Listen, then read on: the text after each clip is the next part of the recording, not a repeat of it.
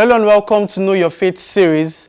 I am Collins, and today I'll be giving you tips on how to handle addiction. Now, the definition of addiction is, tricky, but how to handle it is even trickier. Because it's not easy for one to just say, this is one thing that's going to work for everyone. Because there are different addictions. People can be addicted to anything. Your phones, substance, sexual addiction. But for this show, we've decided to split it into two, sexual and substance addiction. And on today's episode, we'll be talking about sexual addiction. Now, by definition, sexual addiction is also known as hypersexuality and compulsive sexual behavior disorder. It's a condition that involves the sufferer becoming excessively preoccupied with thoughts or behaviors that give a desired sexual effect. Now, I stumbled upon a very worrying, but it's actually true, statistics that in the US alone, over 30 million people suffer from a form of sexual addiction. And when you think about it, if you put it into perspective, it's a lot.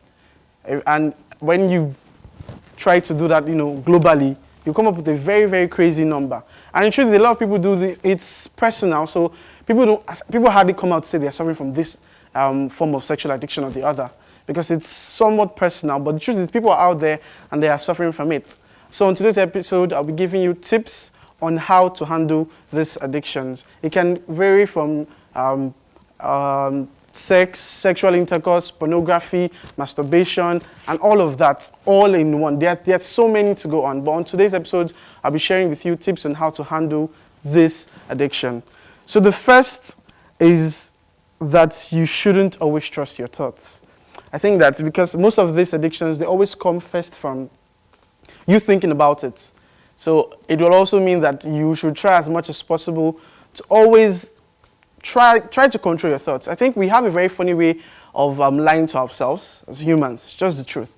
But when you try as much as possible and you know that your thoughts are not always pure, and so you have to try to control it yourself. Number two, you have to admit that there's a problem. This goes to all addiction now. If you cannot admit that there's a problem, if you cannot admit that you need help, if you can't admit that, okay, this has gotten to the point where it's not normal again, right? Then there's nothing you can't do anything about it. You'll be oblivious to the fact that you're actually an addict. Number three, you should try as much as possible to tell a trusted person. Now, this can be hard, especially for, addictions in general, whether it's substance or sexual, having to find someone who you can trust to tell that this is this. But there was something I stumbled upon on Twitter, and it was someone who opened a Twitter account that posted I've gone 3 days without pornography or something like that. And a number of retweets under that and the comments, oh, please, and I think it was an anonymous account, but it just goes to show how much sharing can do. Because you had a lot of people under the comments, how are you doing it? What, can you share tips, blah, blah, blah, stuff like that. So it really helps when you can try to find someone you can tell. Number four, go to meetings and get the support.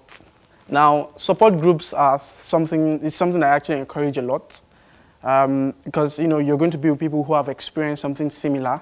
So to an extent, they understand what you're going through and you get to get, first-hand experience on how to deal with these things.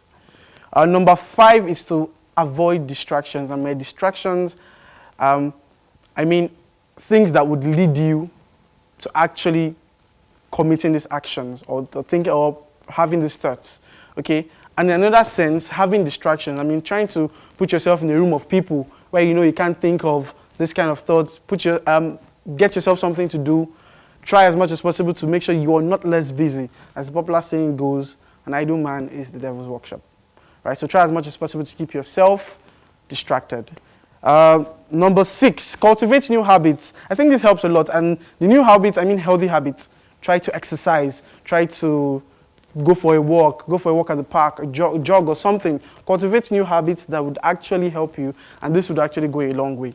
And finally, pray and frequently attend the sacraments. I think the sacraments, we've talked a lot about sacrament of confession and penance in previous episodes. I've given my personal experience about how soothing it is. After you go for confession, there's this need. On a personal note, there's this need for you to just want to remain in that way. You know, although we fall short, but there's this need to always just stay how you go for confession and you come and you feel at peace. So it's very, very important that we frequently try and always, go for confessions and sacraments in general. So that is for today, guys. I want us to remember that it's not going to be easy, right? But if you take it step by step, poco a poco, little by little, and you'll get there. All right, so please feel free to like, share, subscribe to our channel at Dominican Media Presents. And until I come your way next time, be bold and be Catholic.